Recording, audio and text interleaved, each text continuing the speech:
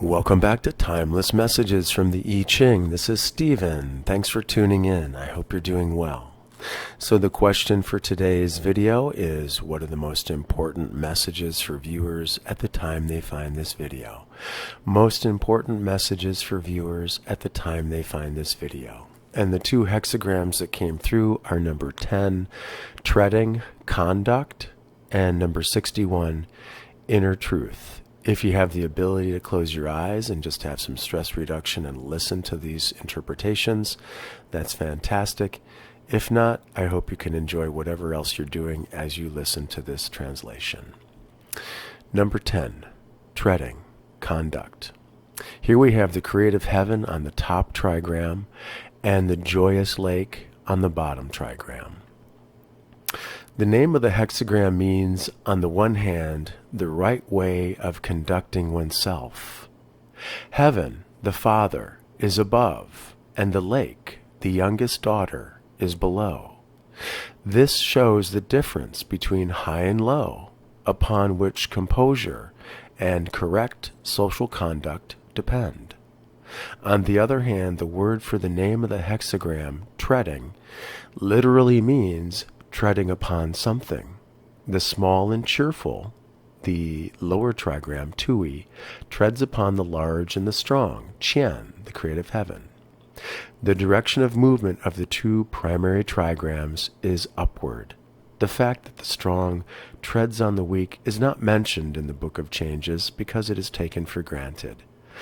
For the weak to take a stand against the strong is not dangerous, as in this case, because it happens in good humor, tui, and without presumption.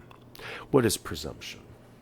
Presumption is an idea that is taken to be true and is often used as the basis for other ideas, yet is not known for certain if it is true. So we don't take presumption, we don't adopt ideas as true or the basis for other ideas unless we know for certain that they are true. So this happens in good humor and without presumption, so that the strong person, the strong man, is not irritated, but takes it all in good part. As we are thinking of compass directions in the northern hemisphere, the creative heaven is in the northwest, and Tui, the joyous lake, is in the west. So west and northwest. If you'd like to explore these areas of the home or the structure that you're in, what's going on in the northwest? Could it be organized, clarified, simplified? And what's going on in the west? Is there a way to clarify, organize, and simplify things there as well? To bring more light, to bring more simplicity, beauty, and so forth. And this can help you in your process with whatever situation that you happen to find yourself in as well. If you happen to live in the southern hemisphere, then instead of the northwest being the creative heaven, we're thinking the northwest would then move to the southwest. So look toward the southwest if you have a structure, a home, a residence, or any type of structure, and look to the southwest, for that's the direction of the creative heaven. And west, the joyous lake, still remains in the western part of a structure in the southern hemisphere. So look to the west and the southwest, see what's going on there, and see if you can make more simplification, clarity, and organization there. The judgment, treading upon the tail of the tiger. The tiger does not bite the man. Success. The situation is really difficult. That which is strongest and that which is weakest are very close together. So this is implied by the youngest daughter and the father, heaven and the lake. The weak, or tui, follows behind the strong and worries it. The strong, however, accepts and does not hurt the weak, because the contact is in good humor and is harmless. In terms of a human situation, one is handling wild, intractable people. Intractable means people that are very difficult to influence. And in such a case, one's purpose can be achieved if one behaves with decorum, pleasant manners. For pleasant manners succeed even with irritable people. So it's likely that you either find yourself in a situation now, have been traveling through a situation for a while, or entering into a situation in which you have felt troubled, I would say, worried. I guess that's the word that the I Ching says, because the youngest has come and troubled you with, I should say, the weakest is close to the strongest. The weak has followed behind you and worried you. Maybe you've had doubts, worries, fears.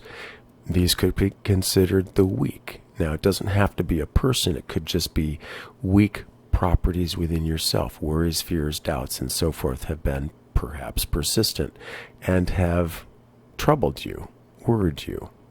But because you know that these are not here to, this person or these fears, worries, and doubts are not here to derail everything, but rather are for you to dispense with, to get over, to get through, to get around. Okay, you know that this weakness is in good humor and is harmless. Okay, this will pass, whatever this situation happens to be. So the encouragement is to not become irritated, but to take all of this in good humor. So you may be dealing with persons or situations that are very difficult to influence, that are wild and intractable, very difficult to influence. And your purpose can be achieved if you behave with pleasant manners, because pleasant manners will bring success even with irritable people. Very important for you to remember right now. Another point to remember is that because the strongest and the weakest are close together, there's a tendency for the weakest to worry the strongest. But this will dissolve because the strongest will not be dissipated by this weak energy. It will succeed. It will achieve its purpose. And it doesn't need to become irritable or irritated by this weak energy, whether that takes the form of another person, a situation, or some internal qualities within yourself that destabilize. The image, heaven above, the lake below, the image of treading. Thus the superior person discriminates between high and low, and thereby strengthens the thinking of the people. Heaven and the lake show a difference of elevation that belongs to the natures of the two. Hence no envy arises. Among humankind also there are necessarily differences of elevation. It is impossible to bring about universal equality, but it is important that differences in social rank should not be arbitrary and unjust. For if this occurs, envy and class struggle are the inevitable consequences. If, on the other hand, external differences in rank correspond with differences in inner worth, and if inner worth forms the criteria of external rank, then people accept and order reigns in society. What is inner worth? Inner worth or self-worth is the internal sense of being good enough and worthy of love and belonging from others. Inner worth is not based on external factors such as success or achievements. So when it says if inner worth is the criteria for external differences in rank, then it's important to understand, well, what is my inner worth? Do I have this type of inner worth that will allow me to have the external rank that I would like? Do I have a sense of being good enough, of worthy of love and belonging from others that's not based on external factors like success and achievements? And if I have this inner sense of being good enough and worthy of love and belonging, then I will have a good rank in external society, and I will accept, and people will accept me, and order will reign. So this is very important, the question of your inner worth. Perhaps you're helping to guide someone through a process. Perhaps you're trying to climb up a mountain, complete a project, complete some difficult task, and you need helpers, you need success, you need to complete something. So remain true to your inner sense of being good enough and worthy of love and belonging from others. and you'll have that success. You will see that tendency for the weak to trouble the strong will begin to disappear. And the way in which people perceive you and think of you and see you will be changed, because the way in which you value yourself, your inner worth, will be fortified, strengthened. You will have that feeling of, yes, I am deserving love, I am good enough, and I do have belonging from others. Okay? So the changing lines. 9 in the 4th place. 9 in the 4th place means he treads on the tail of the tiger. Caution and circumspection lead ultimately to good fortune. This text refers to a dangerous enterprise. The inner power to carry it through is there, but this inner power is combined with hesitating caution in one's external attitude. This is good. You're not plunging ahead without thinking about the consequences. You are looking with caution and circumspection. Circumspection, what does that mean? Well, to look around. You're looking around to see if there's any danger. You're being cautious. You're unwilling to take any unnecessary risks. You're careful. You're watchful. And this pays off. This caution and this watchfulness pay off, and you have success. Okay? Because your inner power, this power to carry it through, is there. And this inner power is combined with this watchfulness, this carefulness, which leads to success. This line that I'm talking about contrasts with the preceding line, which is weak within, but outwardly still presses forward. But here you are sure of ultimate success, which consists in achieving your purpose, that is, in overcoming danger by moving forward. And you do so with caution and with forethought and with watchfulness and carefulness. So the time to move forward is here, the wisdom is there, the caution is there, and you are advised to move forward with whatever it is you're trying to accomplish. Here we have the recommendation of how are you treading in this hexagram? How are you moving forward? How is your conduct? Is it steadfast? And if it is, then fantastic. And do you have pleasant manners? And if you do, then you'll succeed, even with people that are very, very wild and difficult to influence, or situations that are very, very difficult to influence and very, very wild.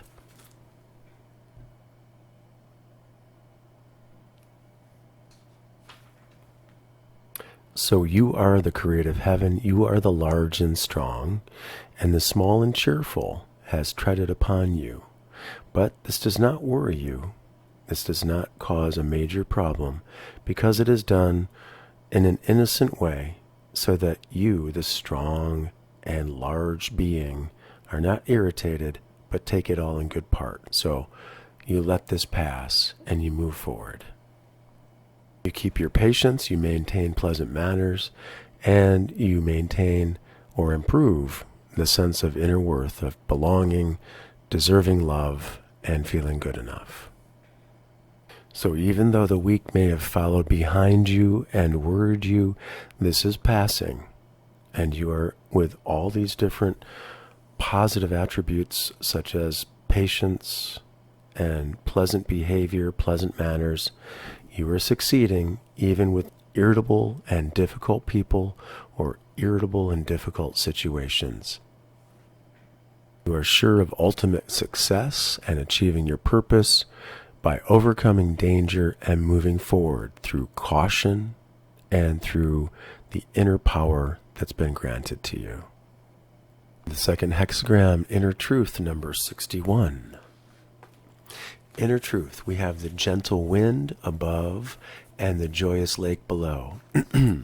The wind blows over the lake and stirs the surface of the waters. Thus, visible effects from the invisible manifest themselves.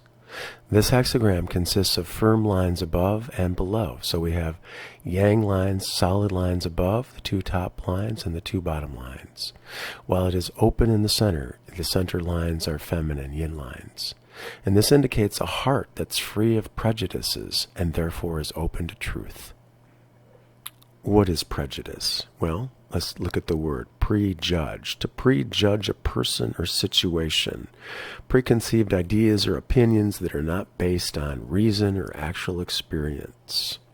So you're not doing this type of prejudging. You're not doing that at all. Your heart is free of prejudging and therefore is open to truth, inner truth. On the one hand, each of the two trigrams has a firm line in the middle. So the bottom trigram and the top trigram, the middle lines, are both yang.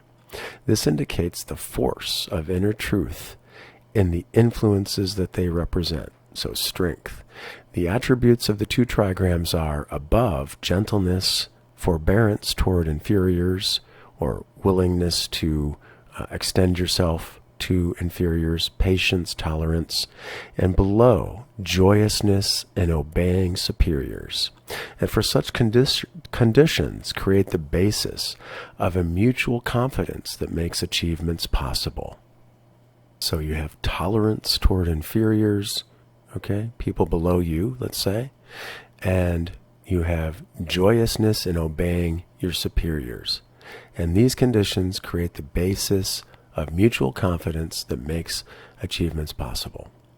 The character, fu, truth, is actually the picture of a bird's foot over a fledgling. A fledgling is a baby bird that has wings, feathers, that's able to fly. This suggests the idea of brooding. Brooding is when a bird sits upon eggs to incubate them, to hatch them, to let them mature. An egg is hollow. The light-giving power must work to quicken the egg from outside. But there must be an essence, a germ of life within that egg if life is to be awakened. And far-reaching thoughts and speculations can be linked with these ideas. So in the egg of what you're trying to develop, is there a seed of life there that the life-giving power will work to quicken? Hopefully there is. And if there is, then this life will be awakened. The judgment, inner truth, pigs and fishes, good fortune. It furthers one to cross the great water. Perseverance furthers. Okay, furthers one to cross the great water. It means it's good for you to take on larger projects. Be persevering. Okay? Pigs and fishes are the least intelligent of all animals. Sorry, pigs and fish. And therefore, pigs and fish are the most difficult to influence. The force of inner truth must grow great indeed before its influence can extend to such creatures such as pigs and fish. In dealing with persons as difficult to deal with and influence as a pig or a fish, the whole secret of success depends on finding the right way of approach. Very important, the right way of approach. You must first rid yourself of all prejudice. Don't prejudge any situation or person. And, so to speak, let the psyche of the other person, their mind, their psyche, act upon you without restraint. Then you will establish contact with this other person and understand and gain power over them. Now, this power is not negative domination in any way, but you're having some sort of power by letting them have an influence upon you and understanding their mind, their psyche. When a door has thus been opened, the force of your personality will influence this other person. And if in this way you find no obstacles insurmountable, you can undertake even the most dangerous things, such as crossing the great water, and you will succeed. In this way, you will find no obstacles insurmountable. So the importance of letting the other person's psyche, their mind, work upon you, and then you gain a foothold in order to allow your personality to have power and influence upon that other person. And I'll tell you a little story. I'm actually doing some caregiving with my mother, and she's a very stubborn person. I guess you could call her a pig or a fish. Very hard to influence, very difficult.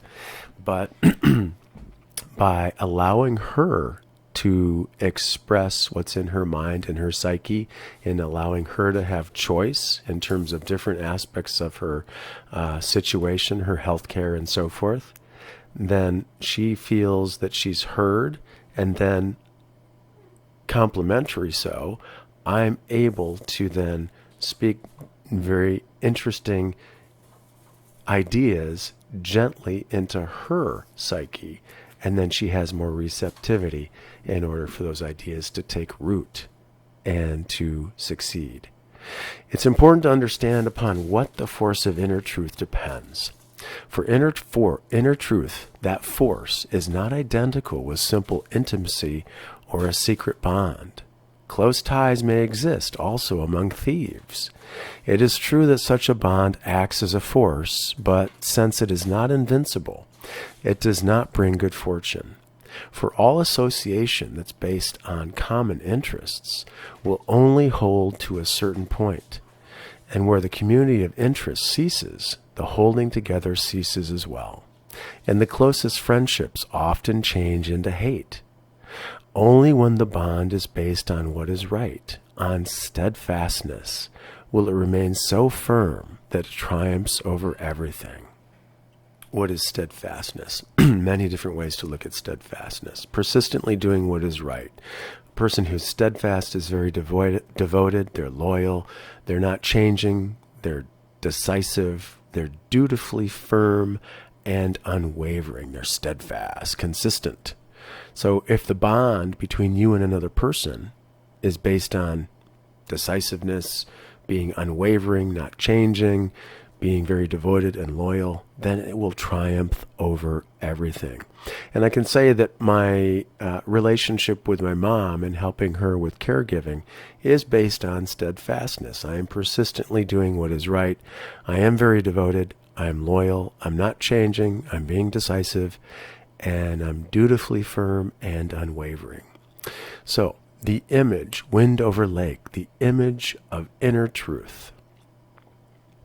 Thus, a superior man discusses criminal cases in order to delay executions. Wind stirs water by penetrating it. Thus, a superior person, when obliged to judge the mistakes of other persons, tries to penetrate the other person's minds with understanding in order to gain a sympathetic appreciation of their circumstances. In ancient China, the entire administration of justice was guided by this principle. A deep understanding that knows how to pardon was considered the highest form of justice. And this system was not without success, for its aim was to make such a strong moral impression that there was no reason to fear abuse of such mildness. So rather than punishing someone with an extreme punishment or even a mild punishment, the idea of pardoning or forgiving someone was considered the highest form of justice. Okay? For it sprang, this type of justice springs not from weakness, but from a superior clarity. So the ability to forgive and pardon doesn't spring from weakness, but rather from a superior clarity. Because if you, as the superior person, can judge the mistakes of others by penetrating their minds with understanding and gaining a sympathetic appreciation of their circumstances, then you'll understand where they're coming from, and you'll be able to pardon them, and you'll be able to create such a strong moral impression on these other people that they won't relapse. They won't do whatever they did before again, because your decision to forgive and to pardon doesn't come from weakness, but rather from a superior clarity, wisdom, and understanding. And I can relay a personal experience that in terms of the healthcare with my mother, I became frustrated because some other individuals were speaking directly to my mother about subtracting or making changes to her supplements or to her medications. And that was deeply frustrating and stressful to me because it felt as if I was being undermined, sabotaged from behind the scenes. And that's is already difficult enough to influence my mother without that. You know, she's very stubborn human being. And so I had to communicate with these people in a gentle way to please come to me with these types of concerns. If you think she needs to make some sort of change in her regimen with her medications, supplements, then fair enough. Bring that to me rather than to her. And then I can speak with her doctor and get that feedback, that information that we need to understand what is the best way to proceed. And then I'll communicate that back to you. That allows me to have the ability to influence and to guide and lead my mother without additional confusing messages that are contrary being given to her behind the scenes. And it just makes the whole process much more powerful and streamlined, and allows my mother to trust me in the process in which I'm guiding her as well. So that's how I can interpret it for my own personal life, and perhaps you too can understand this in a way that's similar for your life. So these are the messages that I have for you today. Treading, the importance of conduct, the importance of caution, knowing that you do have the power to move forward, but you're going to do so with prudence, with wisdom, with caution, making sure that you're not exposing yourself to danger. And then, of course, inner truth, the idea of having the ability to get into this inner truth, that the idea of you may be dealing with people that are very difficult to influence, but your heart is free of prejudice. You're not prejudging them or the situation. You're open to truth, and you will not make any mistakes. And this will help you because you're going to build the mutual confidence that you need to have achievements be possible. You are tolerant toward inferiors, okay? And you're joyous in obeying superiors. You're finding the right way of approach. That's the secret of the success. What is the right way of approach, okay? And you're ridding yourself of any prejudgment, and you're letting the psyche of the other person act upon you so that you can gain a foothold and gain power over this other person. Open that door, and then the force of your personality through gentleness can influence that other person, and you will find no obstacle insurmountable by doing so.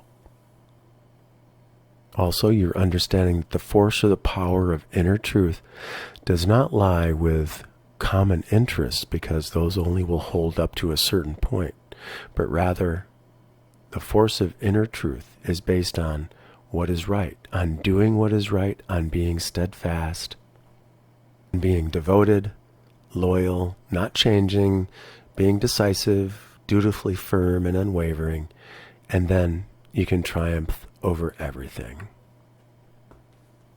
And if someone has done something behind the scenes or said something that has troubled you or put a wrench in the system or the situation, then pardoning may be the right thing to do, forgiveness and pardoning, rather than punishment, because this type of mildness comes from your ability to penetrate their minds with understanding, gain a sympathetic appreciation of their circumstances, pardon them, and this doesn't spring from weakness, but rather from your superior wisdom and clarity of the situation. So that's what I have for you today. I hope it helps you in your current situation.